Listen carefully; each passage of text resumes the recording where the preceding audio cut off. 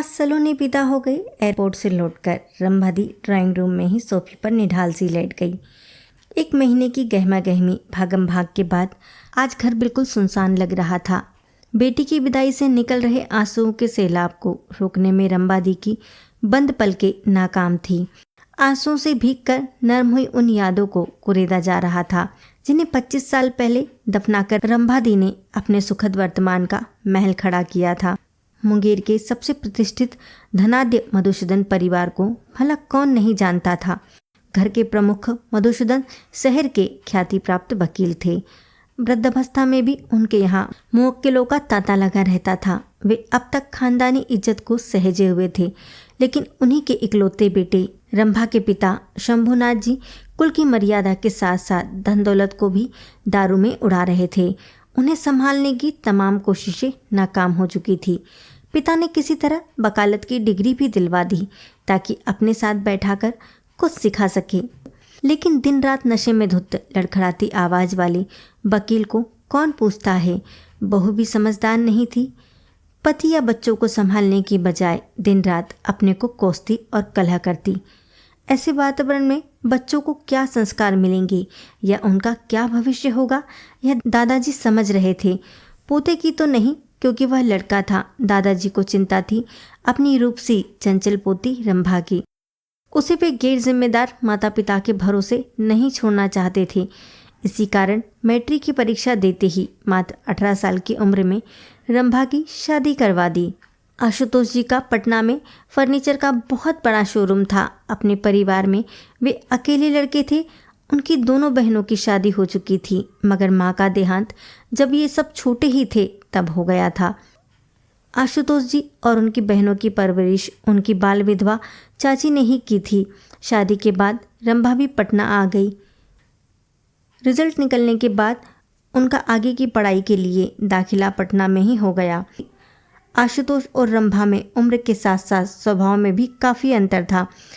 जहाँ रंभा चंचल, बातूनी और मौज मस्ती करने वाली थी, वहीं आशुतोष जी शांत और गंभीर स्वभाव के थे। वे पूरा दिन दुकान पर ही रहते। फिर भी रंभादी को कोई शिकायत नहीं थी। नया बड़ा शहर, कॉलेज का खुला माहौल, नई नई सहेलियाँ, नई उमंगे, नई तरंगे। रंभादी आज़ाद पक्षी की तरह मौज मस्ती में डूबी रहती। कोई रोकने टोकने वाला था नहीं। उन दिनों चाची सास आई हुई थी, फिर भी उनकी उछल कूदता कायम थी। एक रात करीब 9 बजे रंभा फिल्म देखकर लौटी।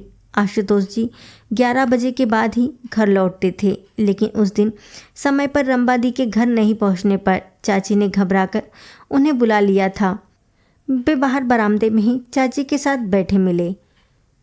कहाँ से आ रही हो? उनकी आवाज़ में गुस्सा साफ झलक रहा था। क्लास में थोड़ी देर हुई, रंभादी ने जवाब दिया।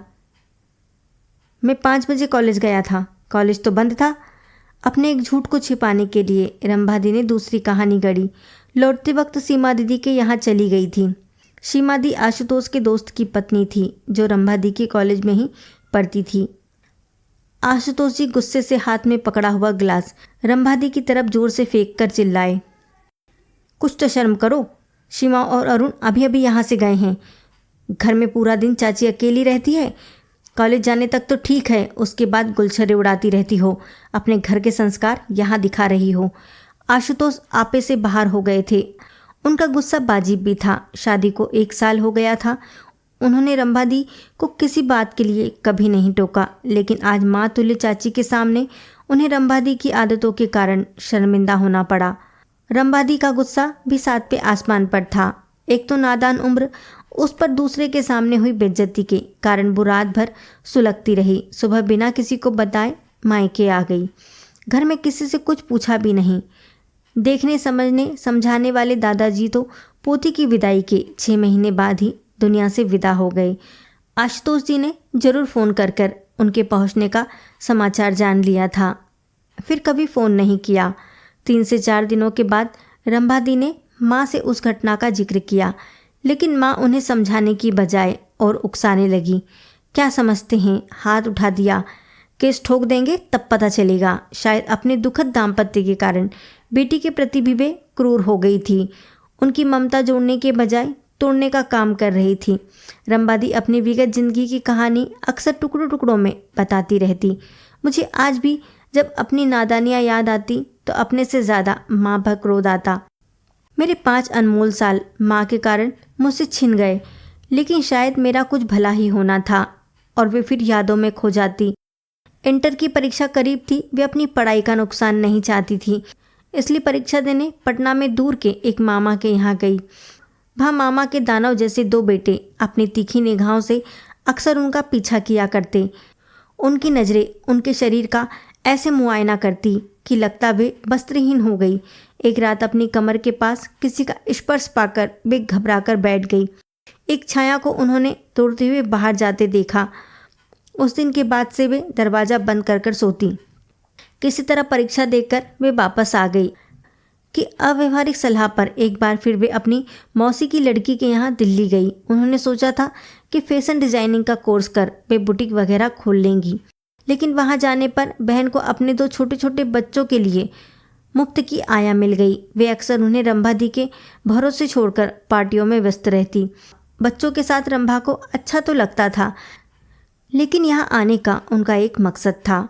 एक दिन रंभा ने मौसी की लड़की के, सुशांत जी थोड़ा कोर्स वगैरह का पता करवाइए, ऐसी कब तक बैठी रहूँगी। बहन उस वक्त घर पर नहीं थी। बहनोई मुस्कुराते हुए बोले, अरे आराम से रहिए ना, यहाँ किस चीज़ की कमी है? क्या किसी चीज़ की कमी हो तो हमसे कहिए, हम पूरी कर देंगे। उनकी बातों के लिजलिज एहसास से रंभा को घिन आने लगी कि उनके यहाँ पत्नी की बड़ी बहन को बहुत आदर की नज़रों से देखते हैं। उनके लिए ऐसी सोच। फिर रंभादी दृढ़ निश्चय करके वापस मायके आ गई। मायके की आर्थिक स्थिति अच्छी नहीं थी। पिता का लीवर खराब हो गया था। उनके इलाज के लिए भी पैसे नहीं थे। रंभा के बारे में सोचने की किसी को फुर्सत नहीं थी। रंभा ने अपने सारे गहने बेचकर पैसे बैंक में जमा करवाए और फिर बीए में दाखिला ले लिया। एमए करने के बाद रंभा की उसी कॉलेज में नौकरी लग गई। 5 साल का समय बीत चुका था। पिता का देहांत हो गया था। भाई भी पिता के रास्ते पर चल रहा था। घर तक बिकने की नौबत आ गई थी। आमदनी का एकमात्र जरिया रंभा ही थी। अब भाई की नज़रें रंभा के ससुराल की संपत्ति पर थी। वह रंभा पर दबाव डाल रहा था कि तलाक ले लो, अच्छी खासी रकम मिल जाएगी। लेकिन अब तक की ज़िंदगी से रंभा ने जान लिया था कि तलाक के बाद उसे पैसे भले ही मिल जाएंगे, लेकिन वह इज्जत, वह सम्मान, वह आधार नहीं मिल पाएगा जिस पर सिर टिकाकर वे आगे की ज़िंदगी बिता सके। आशुतोष के बारे में पता चलता रहता। वे अपना सारा ध्यान अपने व्यवसाय को बढ़ाने में लगाए हुए थे। उनकी ज़िंदगी में रंभा की जगह किसी ने नहीं भरी थी। भाई के तलाक के लिए बढ़ते दबाव से तंग आकर एक दिन बहुत हिम्मत करके रंभा ने उन्हें फ़ोन मिलाया। हेलो। हेलो कौन? आशुतोष जी की आवाज़ सुनकर रंभा की सांसों की गति बढ़ गई, लेकिन आवाज़ गुम हो गई। हेलो हेलो, उन्होंने फिर पूछा। कौन? रंभा। हाँ, कैसे हैं? 5 साल 8 महीने 25 दिन 20 घंटों के बाद आज कैसे याद किया? उनकी बातें रंभा के कानों में अमृत के समान घुलती जा रही थी। आप क्या चाहते हैं? रंभा ने प्रश्न किया। तुम क्या चाहती हो? उन्होंने प्रति प्रश्न किया। मैं तलाक नहीं चाहती। तो लौट आओ, मैं तुम्हारा इंतज़ार कर रहा हूँ। और सचमुच दूसरे दिन बिना किसी को बताए जैसे रंभा अपने घर लौट गई। फिर साहिल पैदा हुआ, फिर सलोनी। रंभादी मुंगेर के जिस कॉलेज में इकोनॉमिक्स की विभाग अध्यक्ष और सह प्राचार्य थी, उसी कॉलेज में मैं हिंदी की प्रोफेसर थी। उम्र और स्वभाव में अंतर के बावजूद हम दोनों की दोस्ती मशहूर थी। रंभादी को पूरा कॉलेज हिटलर के नाम से जानता था। आभूषण और श्रृंगार विहीन कठोर चेहरा, भींचे हुए होठ, बड़ी बड़ी आंखों को ढकता बड़ा सा चश्मा, बेहद रुबीला व्यक्तित्व था। जैसा व्यक्तित्व था वैसी ही आवाज़। बिना माइक के भी जब बोलती तो परिसर के दूसरे सिरे तक साफ सुनाई देता। लेकिन रंभादी की सारी कठोरता कक्षा में पढ़ाते वक्त बाल सुलभ कोमलता में बदल जाती। अर्थशास्त्र जैसे जटिल विषय को भी वे अपने पढ़ाने की अद्भुत कला से सरल बना देती। कला संकाय की लड़कियों में शायद इसी कारण इकोनॉमिक्स लेने की होड़ लगी रहती थी। हर साल इस विषय की टॉपर हमारे कॉलेज की ही छात्रा होती थी। मैं जब भी रंभादी के विगत जीवन की तुलना वर्तमान से करती हूँ तो हैरान हो जाती हूँ कि कितना प्यार तालमेल है उनके परिवार में। अगर रंभादी किसी काम के लिए बस नज़र उठाकर आशुतोष की तरफ देखती तो वे उनकी बात समझकर जब तक नज़र घुमाते साहिल करने के लिए दौड़ता, तब तक तो सलोनी उनका काम कर चुकी होती। दोनों बच्चे रंग रूप में माँ पर गए थे। सलोनी थोड़ी सावली थी, लेकिन तीखे नैन नक्श और छरहरी काया के कारण बहुत आकर्षण लगती थी। वह एमएससी की परीक्षा दे चुकी थी। साहिल एमबीए करके बेंगलोर में एक अच्छी फर्म में मैनेजर के पद पर नियुक्त था। उसने एक सिंधी लड़की को पसंद किया था। माता पिता की मंजूरी उसे मिल चुकी थी, मगर वह सलोनी की शादी के बाद ही अपनी शादी करना चाहता था। लेकिन सलोनी शादी के नाम से ही बिदक जाती थी। शायद अपनी माँ के शुरुआती वैवाहिक जीवन के कारण उसका शादी से मन उचट गया था।